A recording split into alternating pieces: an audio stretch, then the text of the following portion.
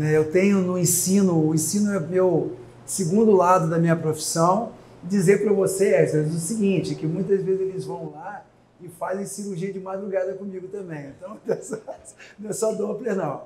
Então, vamos lá. Pessoal, vamos falar sobre esses critérios ultrassonográficos, né, de carótida.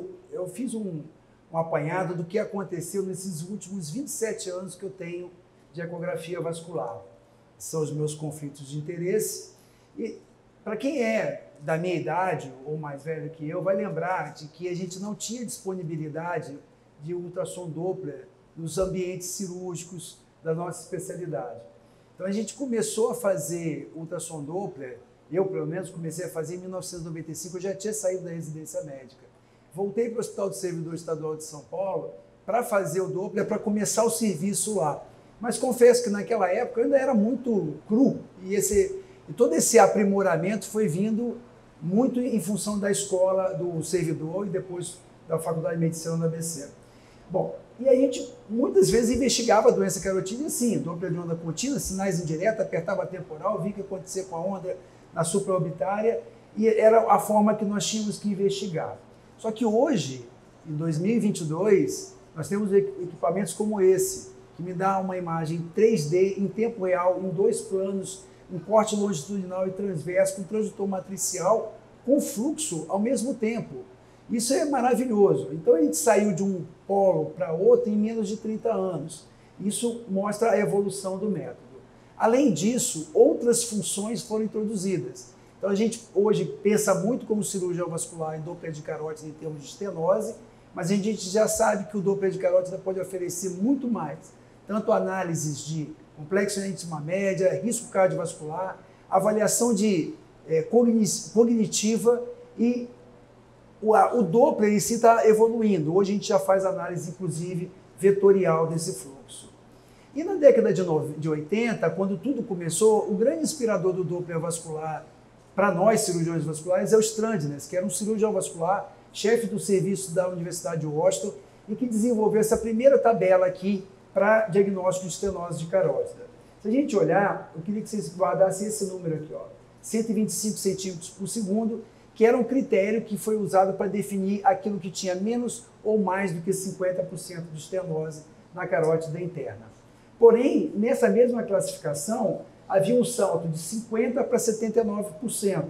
E aí veio o Nassett. Quando o Nassett veio e postulou que aqueles pacientes sintomáticos que tinham estenose maior que 70% mereciam, se beneficiariam de uma endarterectomia de carótida, qual é o problema que nós tínhamos? Não tinha 70% aqui. E além disso, o ACAS veio logo depois. Apesar de todos os problemas do ACAS, ele também postulou que estenoses acima de 60% em pacientes assintomáticos mereciam ser submetidos à endarterectomia. E de novo, cadê os 60% aqui? Não existe. A partir disso, foram realizados alguns parâmetros que avaliaram e interpuseram naquela tabela alguns critérios para você definir uma estenose maior que 70%, no caso do Nassett, que é o índice medindo a velocidade da carótida interna com a carótida comum, maior que 4, e no caso da estenose maior que 60%, um índice de 3,2, além daqueles critérios de velocidade. Na década de 2000, houve o primeiro consenso ad hoc sobre estenose de carótida.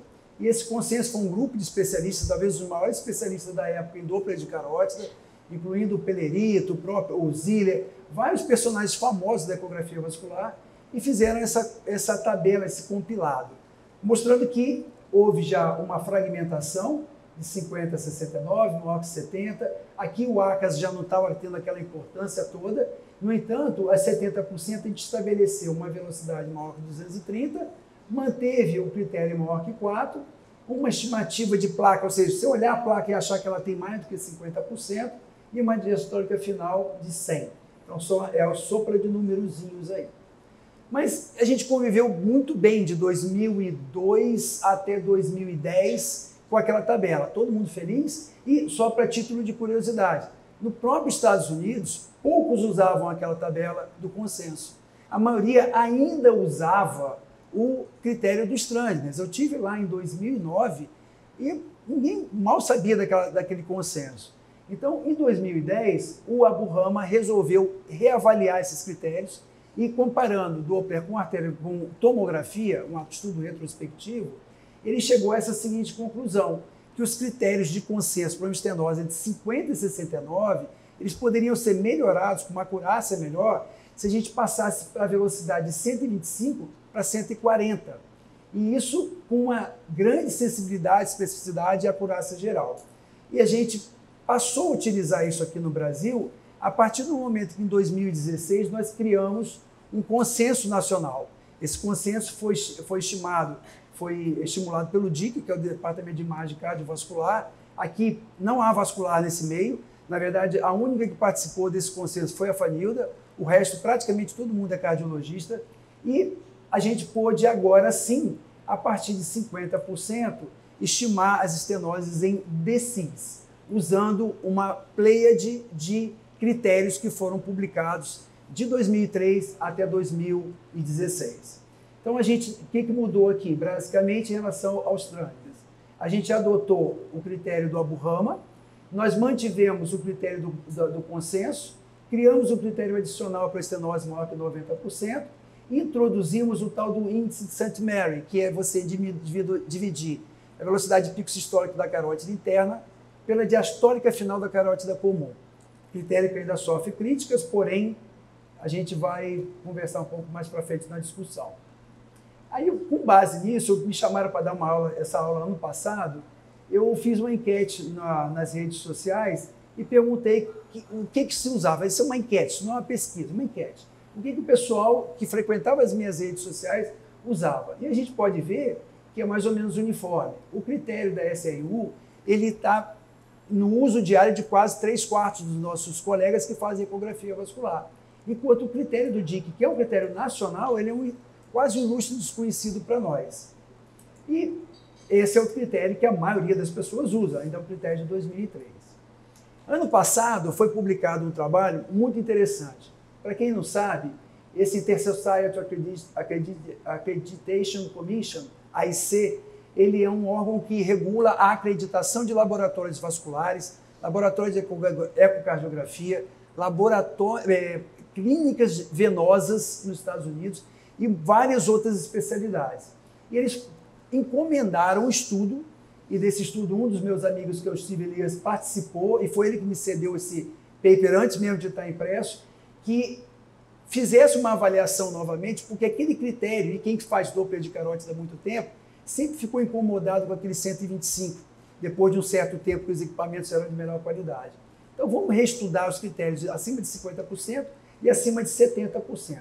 Então foi feito com 299 carótidas, um índice de concordância bem pobre, considerando 0,42, moderado, e quando a gente fazia uma avaliação pelas angiografias, eles encontraram nas angiografias só 18% com estenose 50 a 69, mas o Doppler, usando aqueles critérios da SRU, do consenso, quase 30%. Estenose maior que 70%, na angiografia era 11%, mas no Doppler era quase 25%. O nível de concordância era bom abaixo de 50%, você joga todo mundo abaixo de 50%, você não tem muita chance de errar. Entre 50% e 69%, muito pobre essa concordância, e acima de 70% volta a ficar confortável. E eles estabeleceram que nós vamos criar novos parâmetros, tendo que tem que obedecer esses parâmetros. Sensibilidade e especificidade acima de 90%, especificidade e acurácia acima de 80%. E o que a gente obteve foi isso. Aquele critério que a gente usava de 125, ele não respeitou aquele parâmetro mínimo para a estenose maior que 50%, tanto em especificidade quanto em acurácia. Os demais que estão em verde foram aceitos. Então, índice sistólico maior que 2, ou seja, dividir a carótida interna pela carótida comum, entrou e aceitou todos os critérios. A velocidade de 125 com o índice de 2 aceitou todos os critérios. A velocidade acima de 180 centímetros por segundo aceitou todos os critérios. E o que causou estranheza nessa publicação é que no resumo do artigo ele recomenda usar esse parâmetro para estenose acima de 50%, que é muito diferente dos 125 centímetros por segundo. O critério que foi revisado pelo Abu Rama manteve, né, satisfatória, e quando você junta 180 com índice de 2, melhor ainda. Para estenoses acima de 70%, cabe uma observação. A quantidade de estenoses acima de 50% era 12%. Vocês vão lembrar lá na arteriografia. Então, a avaliação ficou comprometida. Porém, já dá para a gente ter uma ideia de que, muito provavelmente, essa velocidade de 230, por não respeitar esses dois critérios, talvez não seja melhor. E que, à medida que você vai aumentando mais o rigor dessa avaliação, mantendo o índice de 4, foi bem interessante, porque ela manteve todos os parâmetros. A velocidade de 230, com índice de diastólica final menor que 100, que está no nosso conceito do DIC, não foi bom. E quando você associa e vai aumentando a especificidade do método, aí ela vai ficando aceita. Mas isso mostrando uma tendência de que talvez em alguns anos, à medida que esse trabalho vá progredindo, vá dando novos frutos, essa velocidade de 230 talvez seja pouca para determinar uma estenose maior que 70%. Então, para a gente terminar, a preferência nacional ainda é o consenso da SRU. Nós temos que mudar essa preferência, ou pelo menos, naquele critério de 125, acrescentar um índice sistólico de 2.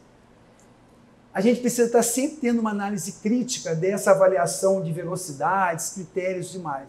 Quem faz Doppler vai lembrar da época que a gente usava critérios para mesentérica, que eram muito baixas as velocidades. Houve uma revisão para o Aburrama e o negócio quase dobrou o critério de velocidade de estenose. Então, a gente tem que estar sempre reavaliando, porque a tecnologia vai mudando e a experiência vai mudando. E a realidade de cada serviço. A gente tem que, no máximo possível, tentar vincular o que você tem com o que você dispõe, com o que você pode comparar no seu próprio serviço, mas nem sempre isso é tão comum. E lembrar que nem tudo é só velocidade. A placa é muito importante. Muito obrigado. Anderson, você indica angioplastia carotídea somente com ultrassom, você fazendo? Angioplastia ou qualquer procedimento? Intervenção. Assim, eu tenho bastante segurança lá no nosso serviço, lá no Hospital Mário Covas. Hoje em dia, a gente indica bastante só com Doppler, bastante, mas isso depende também de quem vai operar. Então, a gente tinha lá um dia específico, que é o cirurgião mais habilidoso, na verdade era mais habilidosa de carótida, e nesse dia a gente já tinha um trato que só ia para a angiotomografia se eu não tivesse certeza do que eu poderia oferecer de performance para ela em termos de imagem. Só que aí tinha uma particularidade, todos os dois viam o caso juntos. Então o serviço, ela estava no mesmo dia que eu, a gente sentava, refazia o exame juntos, e aí a partir disso ela via a lesão. Isso é uma coisa que a ultrassonografia ela dificulta um pouco, porque nem sempre você consegue ver a lesão em tempo real.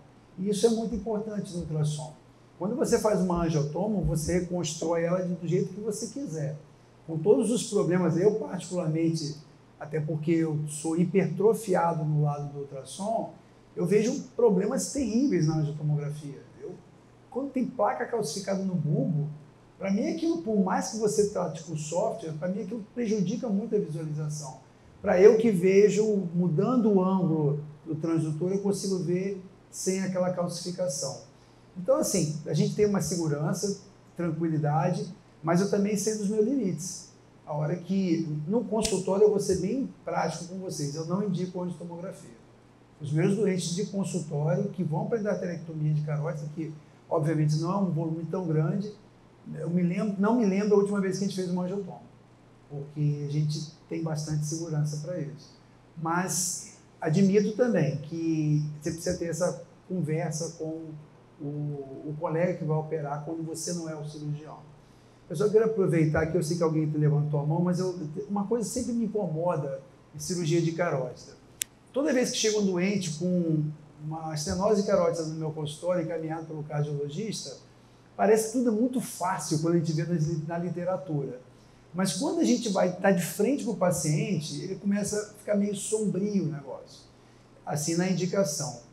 Uma coisa que sempre me incomoda no paciente assintomático, o que é alto risco? Ou o que é baixo risco? Como que eu mensuro isso? Como é que o cardiologista que trabalha comigo e que faz aquela avaliação cardiológica tem um parâmetro para dizer qual é o risco de mortalidade cardiovascular ou cérebro, no caso de neurologista, cerebrovascular nos próximos anos.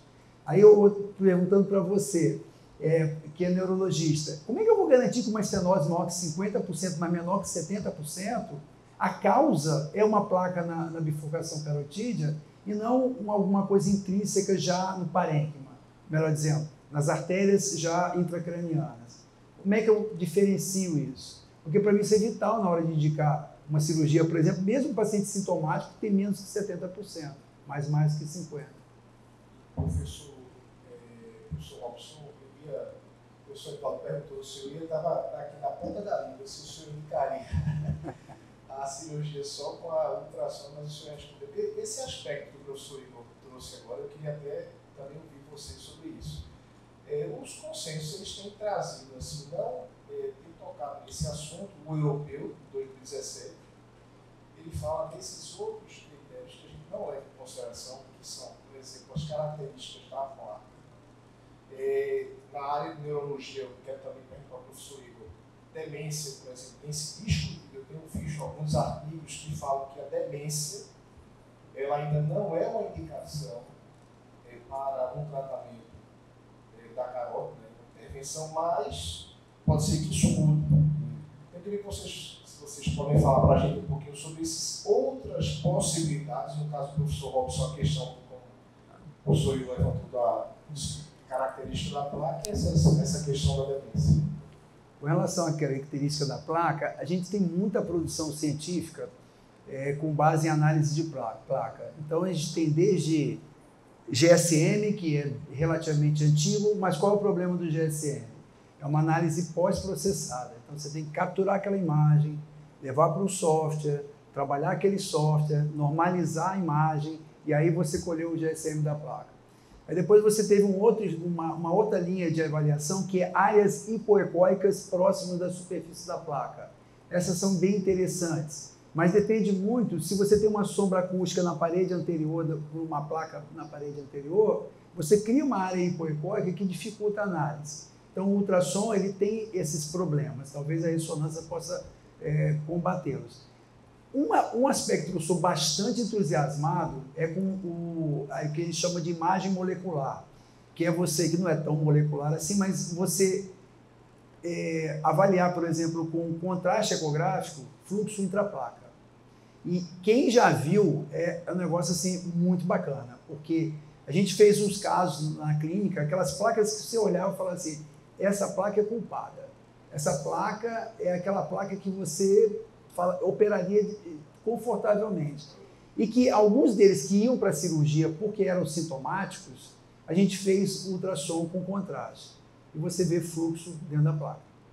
E isso é um sinal de estabilização, porque pela literatura, o problema qual é? A gente não tem um volume de publicações que gerem evidência em níveis altos.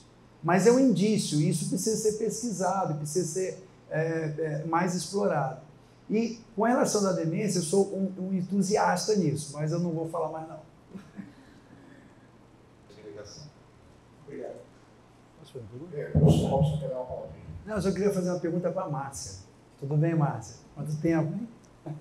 Márcia, seguinte, eu tive 2 casos que eu atendi de pacientes que foram operados em outros serviços e por volta de 5 anos eles desenvolveram como se fosse uma degeneração da parede da carótida após a arterectomia com correção com PET de pericárdio bovino.